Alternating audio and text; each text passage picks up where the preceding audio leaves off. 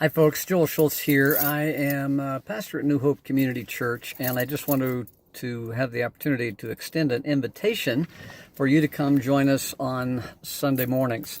Now, you may not be like me, who has grown up in church. I started going to a little church at the age of 4 and have been in church all of my life, and so I'm very comfortable with it. And yet, when we go out of town, we're not going to this church, we'll stop at some other place, and there's a certain amount of fear and discomfort that goes along with going to a new place. And so I thought if I could just show you around a little bit, you might feel more comfortable visiting here at New Hope. This is the building that you will find at 801 Pennsylvania in Walsenburg. We're proud that we've made some improvements in recent months and years. We have got concrete on our parking lot and in the entryway, and that's not just for looks to keep the mud out, but we do have people who are using mobility devices like walkers and canes and wheelchairs, and gravel is really hard to navigate. So we're going to show you the first thing that you see as you walk into the church. It's a foyer area. This used to be exposed. If any of you have been here for years ago, you might remember that this was just a front porch. And so this is the entry area. There may or may not be somebody here to greet you, but there will be somebody farther on down that way near the church office that will direct you. We don't want anybody to worry about where they're supposed to go or if they're in the wrong place or to be uncomfortable in any way.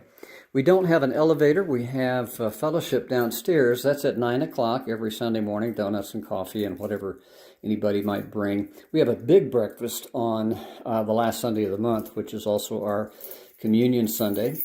And that's a very nice carry-in. So if you want to sit close to people and get to know people a little bit before you come up to regular church, you can join us down there. So we do have a stair chair for those that might need some help, or of course the basement entrance. Now, again, in this entryway is our church office, which we don't have regular office hours during the week. We don't even have a phone for the church because we have a small congregation. I'm not full-time. So as you walk into the auditorium, you'll notice that we don't have pews, and we have set our chairs and tables up so that it's more comfortable.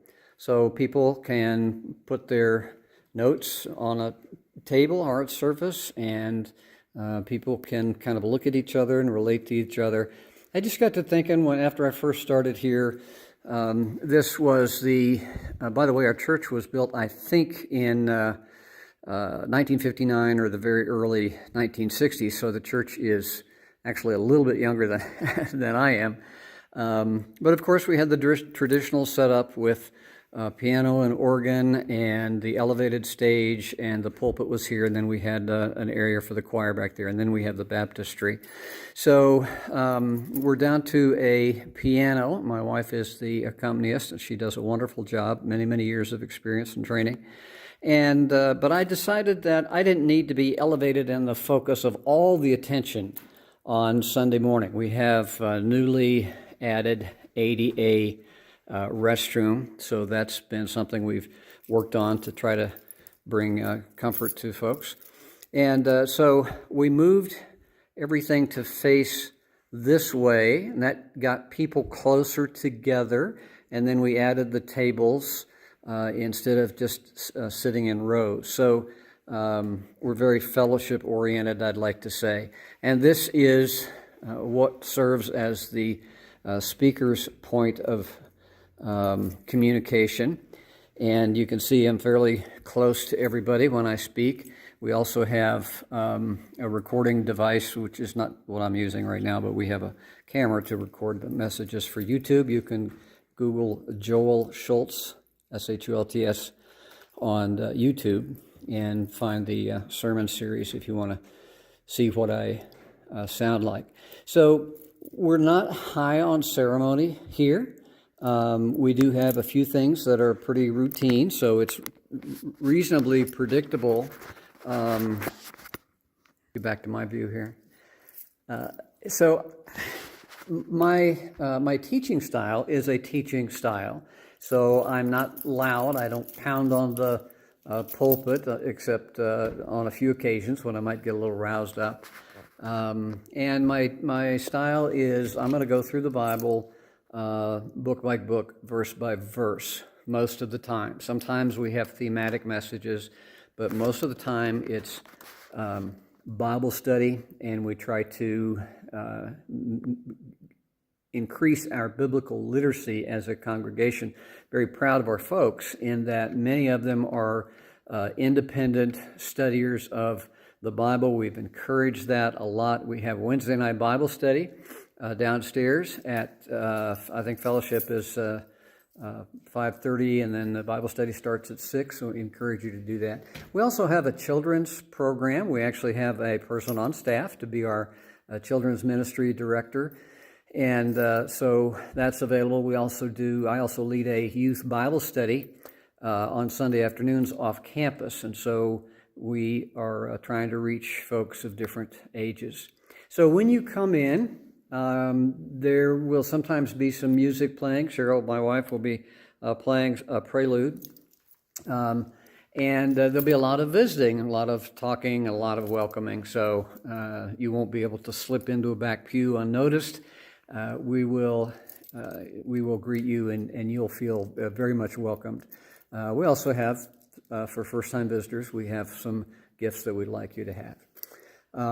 So we begin with announcements to tell folks what we're up to and what the schedule is. We have a fairly limited scope of the things that we do activity-wise, so that people can concentrate on their families and their own devotional times.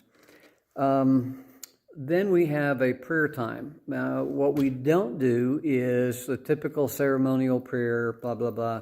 I just noticed over the years in my church attendance that very little time is spent in prayer. So we have prayer requests. We take folks share during the prayer time, and then we spend some time in prayer. And if that takes 5 minutes, that's fine. If it takes 15 minutes, that's fine. We prioritize that in the service. We usually sing a hymn, traditional hymns out of the Old Baptist hymnal here, and then we'll dismiss the kids to their services, and then we begin the teaching service. So we are Southern Baptist affiliated, and let me tell you, I understand not only is it difficult sometimes to meet two people and come into a new environment and not know if there's some kind of ritual or something that you're violating. That's not going to happen here. We keep partisan politics out of the pulpit. We are Bible focused. We understand that people have some bad perceptions about what is called evangelical Christianity. They think that it's partisan, or they think that it's hateful or very rule-oriented, and none of that is true here in our congregation. We don't have people that are going to think that they're better than you. We have people who come with a variety of hurts and backgrounds, and we just want to celebrate what Jesus has done in those lives. I'll take you downstairs real quick just to show you that we have some facilities here. And here is our counseling room, and it's a nice little comfortable facility if you want to spend some time talking to me or other members of the church, or just want to have some quiet prayer time. This is a great place for that. And then we have our fellowship area, which I'll just leave the lights off for the most part, but this is where we have our breakfasts.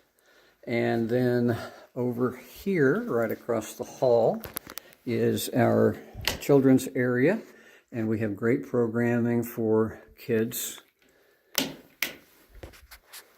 And then, of course, our kitchen, we don't do a lot of food preparation here. We do have two restrooms down here, and that's pretty simple, standard kind of stuff. And, of course, a wide door. Again, people want to come in. We've got a little bit of a ramp in the back in the entranceway, so you can come in this way. Let me recognize that in addition to some misperceptions about Christianity in the United States right now, and I have a lot of concern about the state of the church in the modern era in the Western world. But I also know that a lot of people have been hurt over the years by people who call themselves Christians, by churches that may seem harsh and intolerant. And I'm just not finding that here in this particular congregation. We have really kind people. Again, they've been through a lot. We have people who treat one another tenderly because we've been tenderized by things in life. You don't need to know much about me because we are not a pastor-centric church. I'm not charismatic enough to get people to come just to listen to me or watch any theater in the pulpit or for entertainment purposes on Sunday morning.